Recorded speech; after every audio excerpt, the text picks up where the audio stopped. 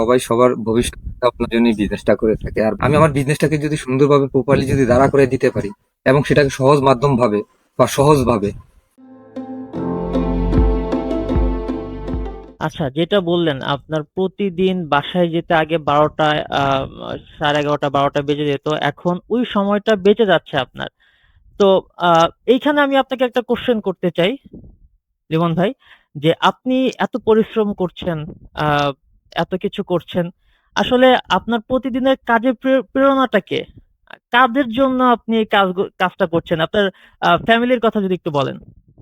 জি, আসলে বিজনেসটা তো বিশেষ করে যেটা সবাই সবার ভবিষ্যৎ আপনার জন্যই বিজনেসটা করে থাকে। আর ভবিষ্যৎটা হচ্ছে যে ফ্যামিলিতে বাবা-মা, ভাই-বোন, ফ্যামিলি মেম্বার, ছেলে সন্তান।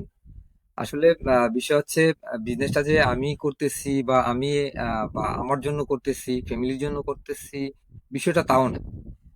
এটা তো স্বাভাবিক আচ্ছা। আছেই। যেটা হচ্ছে গিয়ে নিজের জন্য, নিজের ফ্যামিলির জন্য করছি। হুম, হুম। পাশাপাশি আমার নেক্সট জেনারেশন আছে।